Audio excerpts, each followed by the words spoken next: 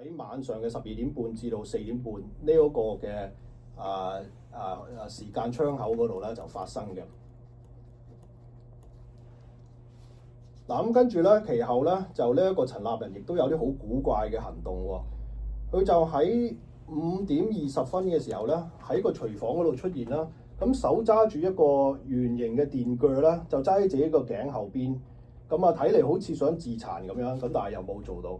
咁跟住咧，然後咧就喺6點10分咧，佢又再喺廚房嗰度。今次咧，佢就攞咗把切肉刀咧，揸喺自己個心口嗰度，又好似自己想自殘咁樣，但係又冇做到。嗱咁呢一啲行動咧，係唔係佢一啲嘅畏罪嘅即係嘗試去自殺咁樣咧？咁呢個就要等大家去判斷啦。嗱咁就去到明日嘅10點鐘早上啦，咁兩個朋友咧，黃小姐同埋老公咧，就去到醫院嗰度等陳立仁同埋于軒。咁但係等咗成大半個鐘咧，都見唔到佢哋。咁佢覺得情況唔係好妥當喎，打電話俾佢又唔聽 ，text 佢又唔去接。咁佢哋就去咗于軒同埋陳立仁個屋企嗰度去裝下佢哋，睇下佢哋發生咩事。咁咧就喺個窗口見到陳立仁咧嘅神情咧係相當之唔正常。咁佢哋就決定打電話打911去報警啦。咁警察咧大概喺11點鐘咧就到達現場啦。咁就見到陳立仁咧裏邊咧，即係話企喺個屋裏邊，咁啊身裏邊咧就帶有一啲血跡喺度。咁因此警察就有呢個 probable cause，OK，一個充分嘅理由咧，就懷疑咧屋裏邊咧係有人犯咗罪。咁所以咧佢哋就衝門而入，咁就入咗去之後咧，就首先咧喺樓上咧就發現咗一個行李箱。咁行李箱擺喺地下咧就打開咗，咁但係裏邊係空嘅。咁會唔會係有人打算去走佬咧？去即係執嘢啊咁樣。咁然後落到樓下咧就發現咗兇案嘅現場啦。咁就係喺個睡房個牀旁邊咧就發現咗于軒咧就係倒卧。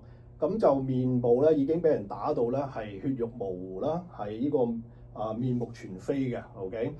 咁咁然後咧就見到陳立仁企喺度啦，就身上有血跡，右手個拳頭就腫晒紅晒啦。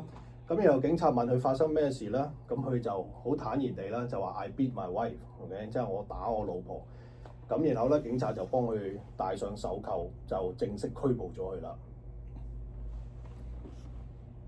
OK，you want break？呢度啊，使唔使入？可以跟住講下案件耐人尋味嘅地方，我覺得。好啊，就呢度入啦。咁聽完沈律師喺時間線上面嘅描述啦，咁我想講下呢一件案件耐人尋味嘅地方。咁首先呢一個案件，于軒本來係向朋友們求救，要求佢哋前嚟關心情緒受到困擾嘅丈夫陳立仁。咁但最後向外求救嘅人就變成案中嘅死者，而情緒有問題嘅人就變成疑兇。咁究竟由晚上朋友們包括黃小姐離開咗佢哋屋企之後，至到第二日屍體被發現期間呢10幾個鐘頭，到底確實發生咗啲咩事呢？第二，點解疑兇唔選擇使用鋒利嘅武器，而要徒手殺害呢？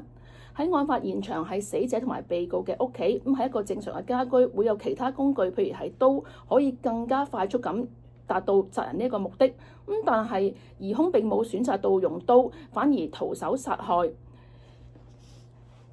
好似喺廚房裏邊，如果用刀嘅話，時間一定會短啲；而用手打死一個人，既花更長嘅時間，疑兇自己本身都會承受劇烈嘅痛楚。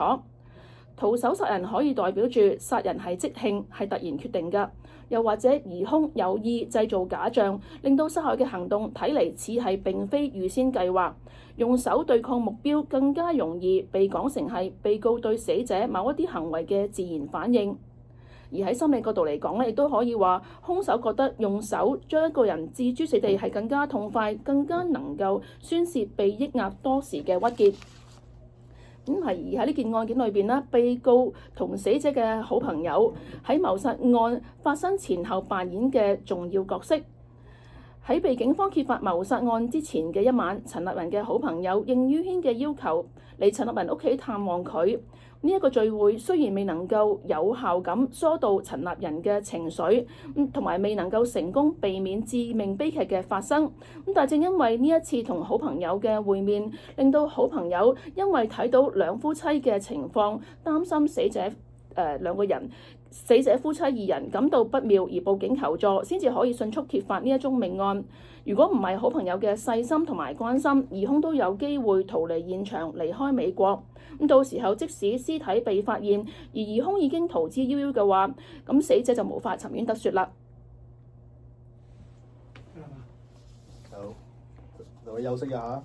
好。定係繼續咧？休息下。休息。